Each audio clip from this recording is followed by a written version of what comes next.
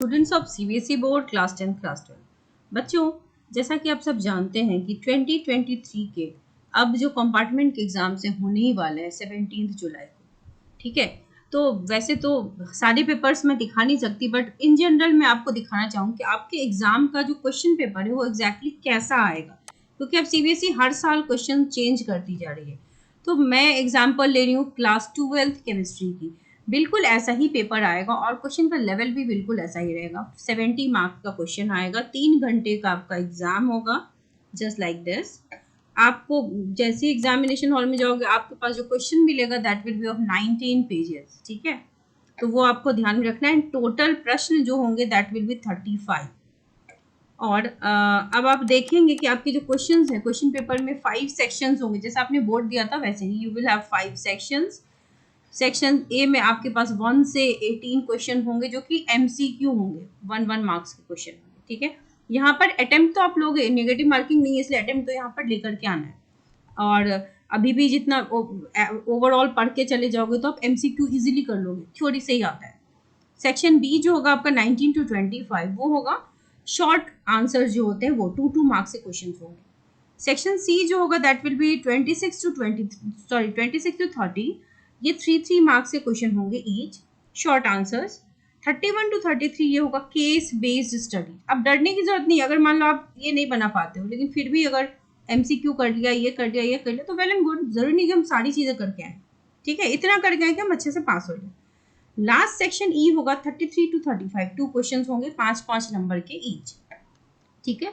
अब देखते हैं केमिस्ट्री के आपके क्वेश्चन आते कैसे। It's not only about chemistry, कि किसी भी सब्जेक्ट में आप देख लीजिए, ये वही बातें इंग्लिश में यहाँ लिखी हुई हैं, ठीक है।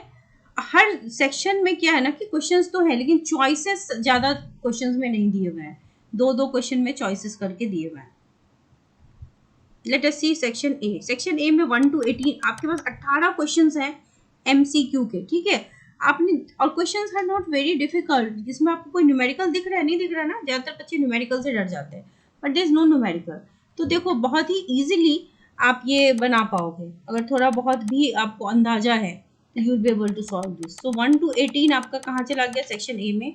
आप देखते जाइए, these questions are not very difficult. अरे 18 में से आपके 10 भी सही हो जाएंगे तो 10 मार्क्स तो पक्के हो गए, ठीक है। इसमें असर्शन रीजनिंग भी है। असर्शन रीजनिंग को थोड़ा सा समझना पड़ता है कि कैसे बनाते हैं, क्योंकि कई बार बच्चे इसमें कंफ्यूज होते हैं। सेक्शन बी जो होगा आपका, ये वाला देखिए, दिस इज सेक्शन बी। यहाँ पे देखो क्वेश्चन जो है 2 मार्क्स की ईच है। 19th क्वेश्चन क्या है, Henry's law and its application. It is totally theory based, तो आपको छोटी छोटी चीजें याद रखनी है। हेनरीज लॉ क्या है, लेंथेनॉइड कॉन्ट्रैक्शन क्या है, एक्टिनॉइड कॉन्ट्रैक्शन क्या है, ऐसी छोटी छोटी डेफिनेशंस और उसके एप्लीकेशन।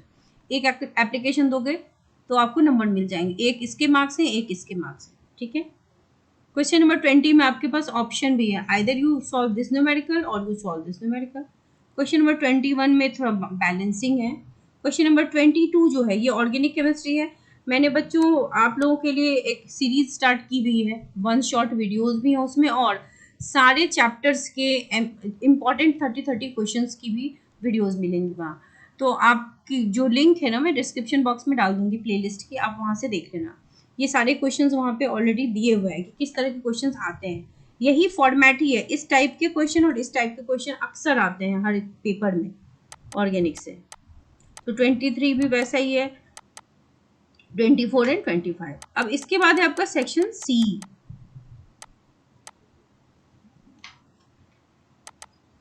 देखो यहाँ पर आपसे क्या पूछा जा रहा है, 23 में phenol is stronger acid than alcohol. ऐसे क्वेश्चंस के आंसर्स आपको मैंने पहले भी बताया हुआ है कि फिनॉल या और किसी भी ऑर्गेनिक कंपाउंड में इस तरह का जो बेंजीन वाला कंपाउंड होता है, यहाँ पर हर कार्बन sp2 हाइब्रिडाइज है, ठीक है। यहाँ पर रेजोनेंस है, ये 2 कारण आप बता दोगे ना कहीं पर भी तो ऐसे क्वेश्चंस के आंसर आप सॉल्व हो जाएंगे। स्ट्रॉन्गर एसिड क्यों है, boiling point of alcohol decreases with increase in branching, ठीक है। तो ये सब थ्योरेटिकल क्वेश्चंस हैं और ये आप अगर कर लोगे तो इसमें नंबर आपको 112 मिल ही गया, आपको उसका पार्ट भी करने की जरूरत ही नहीं है। दूसरा देखो नेम रिएक्शंस हम क्यों करते हैं, यहाँ पे देखो नेम रिएक्शंस 1 मार्क्स के हैं तो वो आप कर सकते हो। 25 write the chemical reaction to show open structure of D glucose. ये सब एक बार आप डी ग्लूकोज एल ग्लूकोज का स्ट्रक्चर ड्रॉ करना सीख जाओ, ये बहुत ही सिंपल है। What type of linkage is responsible for protein, peptide linkage, ये सब नाम अगर आप जान जाओगे तो बहुत ईजी है। कार्बोहाइड्रेट में ग्लाइकोसाइडिक लिंकेज। अब सेक्शन सी देखो 26 से, अब आइडियल और नॉन आइडियल इक्वेशन सॉल्यूशंस जो होते हैं इसका डेफिनेशन आप याद कर लो। 3 मार्क्स का ये क्वेश्चन है जिसमें ए और बी है, 1.5 करके होगा। 27 में राइट द मेन प्रोडक्ट। अगर मान लो ये आपसे नहीं बनता है तो it's not a big deal, ये 3 मार्क्स का है, बना लेते हो वेल एंड गुड। ट्राई करना, अटेम्प्ट लेने की कोशिश करना, जैसे नहीं आ रहा है कम से कम आप मिथाइल क्लोराइड का फॉर्मूला लिखो, ट्रीटेड विथ NaI लिखो, कुछ ना कुछ टीचर नंबर इस पे आपको दे देगा। Again there is a conversion, conversion में जितना आपसे बनता है आप बना लेना, नहीं बनता है उसको छोड़ देना, लेकिन बाकी चीजें आप कर लेना। अब आते हैं सेक्शन डी। अब देखो 29th क्वेश्चन में भी ऑप्शन है आपके पास, थ्योरेटिकल क्वेश्चन है। थ्योरेटिकल क्वेश्चन सॉल्व करना आसान होता है। Carboxyl group in benzene is meta directing, explain करना है आपको ये सारे रीजंस। और 30th क्वेश्चन है hydrolysis product of lactose and maltose, ये बहुत इजी है, ये चैप्टर कर लेना बायोमोलिक्यूल्स। यहाँ से क्वेश्चंस भी आते हैं और इजी है बनाने के लिए, क्योंकि आप जैसे एल्डिहाइड कीटोन एसिड है वहाँ पे आपको थोड़ा ज़्यादा रिएक्शन है, इनमें क्या है ना रिएक्शन नहीं है उतने। Structural difference between starch and cellulose, सब सिंपल क्वेश्चन है और मार्क्स फेचिंग है। तो आपका जो सेक्शन डी है, अब इसको देखो, रेट ऑफ, यहाँ पे पैराग्राफ गिवन है। इससे क्या होता है ना कि पैराग्राफ आप आंसर नहीं भी आ रहा है तो पैराग्राफ देख करके you can solve this question.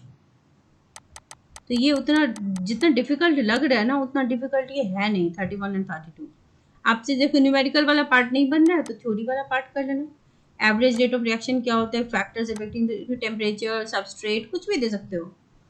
1 marks के हैं। 32 में भी वही है आपके पास, कोऑर्डिनेशन केमिस्ट्री से क्वेश्चन है। अब आपका लास्ट सेक्शन जो होगा वो 5 मार्क्स के क्वेश्चन होंगे। ये थोड़ा बड़ा है, 2+3 का क्वेश्चन है ये। स्टेट खराश law of independent migration of ion, ये आपको अगेन कभी भी न्यूमेरिकल अकेले नहीं आता है, न्यूमेरिकल थ्योरी साथ में। तो if you are not able to solve numerical, at least आप थ्योरी वाला पार्ट तो निकाल ही सकते हो। मान लो अभी आपके पास 15 दिन बचे, आपसे न्यूमेरिकल नहीं होता, छोड़ दो। रिएक्शंस नहीं हो रहे, छोड़ दो। जो हो रहा है एटलीस्ट उसको कवर करके चले जाओ।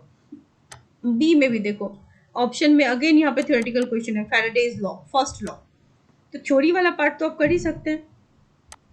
34th question, assign the reason. अब यहाँ पर 5 क्वेश्चन है, आपको रीजन बताने हैं। एटलीस्ट यू कैन ट्राई, आपको मान लो एग्जाम में आए तो बढ़िया, नहीं आए तो at least you can try, attempt लेकर के आना, तो आपको अटेम्प्ट के भी नंबर वहाँ पर एग्जाम में दिए जाते हैं। तो दिस इज द वे आपको अपने एग्जाम में लिखना है, ठीक है। जितने ईजी पार्ट्स हैं, ईजी टॉपिक्स को कवर कर लो सबसे पहले, फिर मॉडरेट टॉपिक्स को कवर कर लो। डिफिकल्ट वाले जो है ना उनका कम से कम समरी देख लो, माइंड मैप देख लो। इससे क्या हो जाएगा कि आपको थोड़ा बहुत आइडिया रहेगा, you will be able to try, correct. And for compartment chemistry बच्चे वैसे तो अब ज़्यादा दिन बचा नहीं हुआ, फिर भी अगर आप बैच ज्वाइन करना चाहते हैं तो आप ज्वाइन कर सकते हैं, आपको डिटेल दिखी रह जाएगी। Wish you all the very best.